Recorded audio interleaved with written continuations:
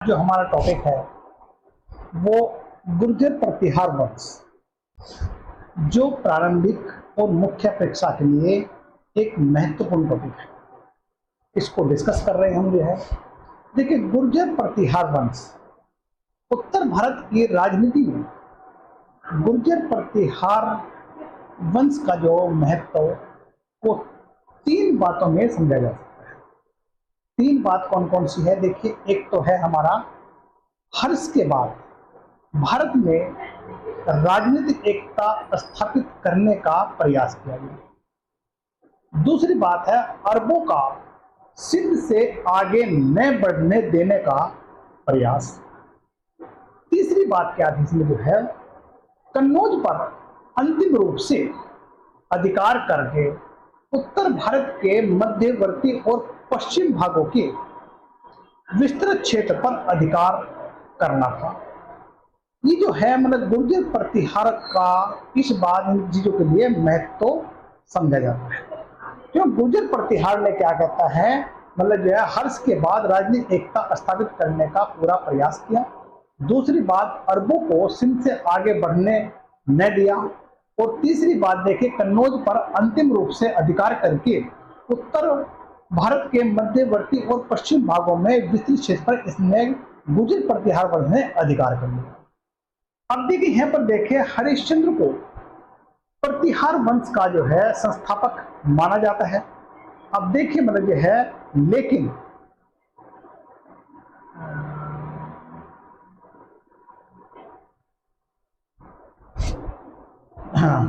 देखिए हरिश्चंद्र को गुर्जर प्रतिहार वंश का संस्थापक माना जाता है, लेकिन वास्तविक संस्थापक नागभट्ट प्रथम है। कौन था? नागभट्ट प्रथम।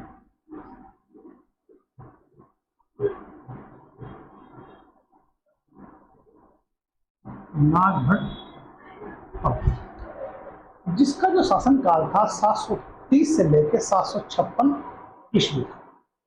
ग्वालियर के अभिलेख के अनुसार नागभट्ट प्रथम ने अरबों को सिंध में ही सिंध तक ही सीमित कर दिया, यानी कि यह अरबों को सिंध से आगे नहीं बढ़ने दिया, क्योंकि इसने अपने साम्राज्य का, अपनी शक्ति का काफी विस्तार किया या प्रदर्शित। वहीं पर देखिए नेक्स्ट जो राजा होते हैं हमारे, वो आते हैं वत्सराज। गुर्जर प्रतिहार वंश का जो नेक्स्ट राजा था वो वत्सराज था। वत्सराज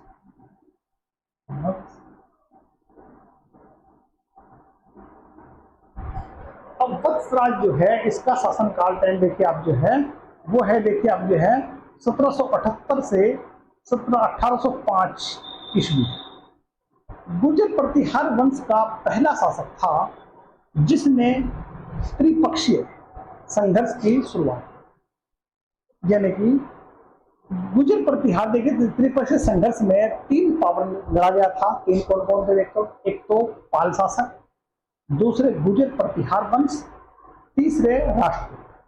अब जो है गुर्जर प्रतिहार वंश में जो है नागभट्ट जो है, नागभट्ट द्वितीय जो है प्रतिहार वंश का प्रथम शासक था। देखिए जो है जिसने मतलब एक तरह से मतलब जो है इसके त्रिपक्षीय संघर्ष की शुरुआत की। इससे पहले वत्सराज ने भी की थी। वहीं पर देखिए वत्सराज का जो पुत्र था वो नागभट्ट द्वितीय था। इसने प्रतिहार वंश को और अधिक प्रतिष्ठित बनाया। अब नागभट्ट द्वितीय जो है, देखिए अब जो है नागभट्ट द्वितीय है।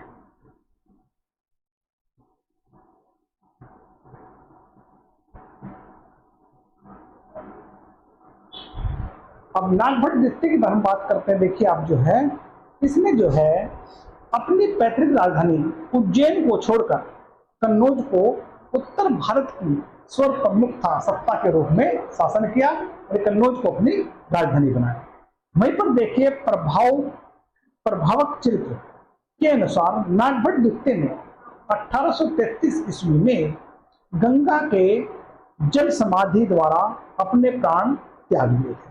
मतलब देखिए जो है ये गुर्जर प्रतिहार का राजा हुआ है नागभट्ट द्वितीय, जिसने अपने गंगा में अपने जल समाधि लेकर अपने प्राण त्याग दिए थे।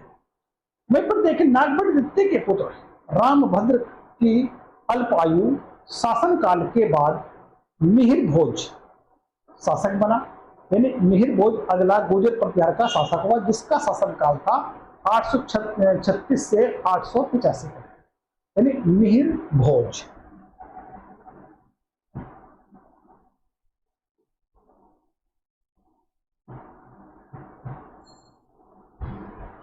अब मिहिर भोज देखिए जो है कि मिहिर भोज के समय गुर्जर प्रतिहार शक्ति अपने चरम सीमा पर या चरमोत्कर्ष पर में पहुंच चुकी थी।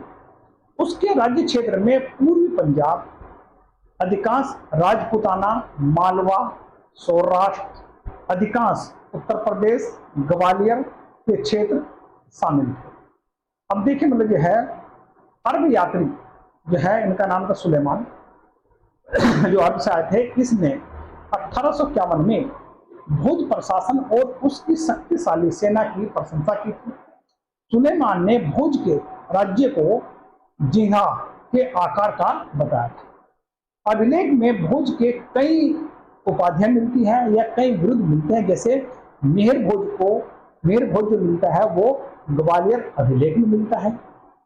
प्रभास जो उपाधि थी इसकी जो है वो दौलतपुर अभिलेख में मिलती है। वहीं पर आदि वराह जो ग्वालियर उपाधि है वो ग्वालियर के चतुर्भुज अभिलेख में मिलती है।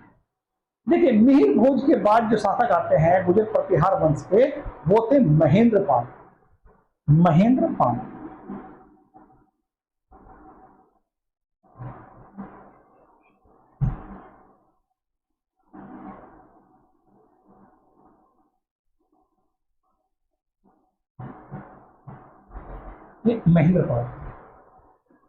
अब देखिए महेंद्रपाल जो है, जिन्हें शासन जो है 1885 से 910 ईस्वी तक शासक रहे। महेंद्रपाल के राज दरबार में काव्य मीमांसा और कपूर मंजरी के लेखक राजशेखर को रहते थे, या इन्होंने राजशेखर को संरक्षण प्रदान किया था।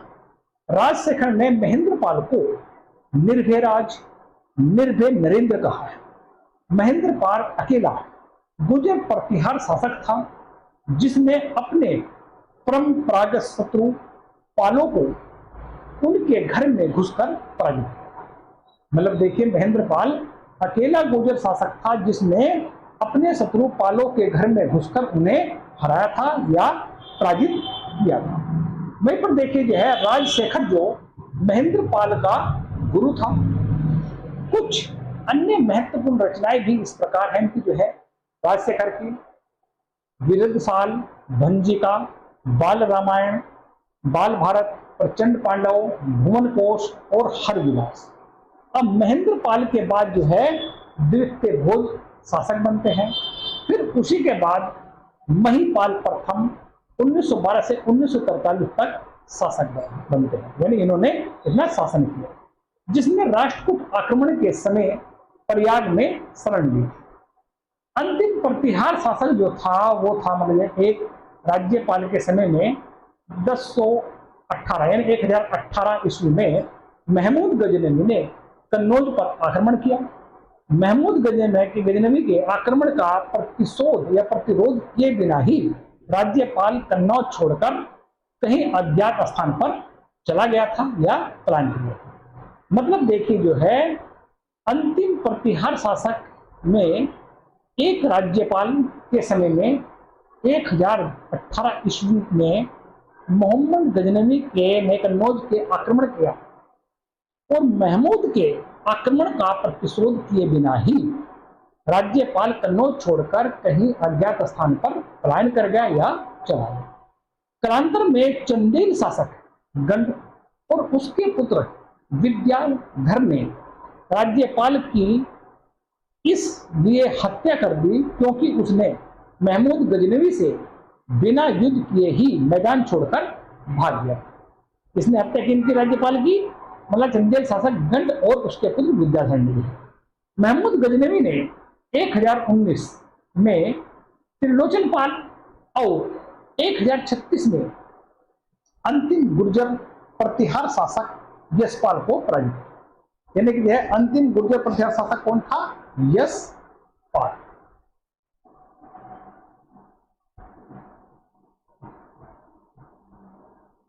अब ये अंतिम शासक था, इसको महमूद गजनवी ने 1036 में हराया था। वहीं पर देख गुर्जर प्रतिहार के पतन के बाद उनके सामंत रहे जोजाक भुक्ति के चंदेल, गुजरात के चालुक्य, चेदी के कलचुरी और ग्वालियर के कच्छप घात, मालवा के परमार, राजस्थान के चौहान आदि स्वतंत्र हो गए। मतलब देखिए गुजर प्रतिहार के पतन के बाद उनकी जो सामंत है, उनके अधीन जो थे, उनके जो है जोजाक भुक्ति के चंदेल और गुजरात के चालुक्य, चेदी के कलचुरी और ग्वालियर के कच्छप घात, मालवा के परमार, राजस्थान के चौहान आदि स्वतंत्र हो गए। इन्होंने अपने सत्ता स्थापित कर ली। अब देखिए मतलब जो है गुर्जर प्रतिहार में तो इतना ही कुछ है।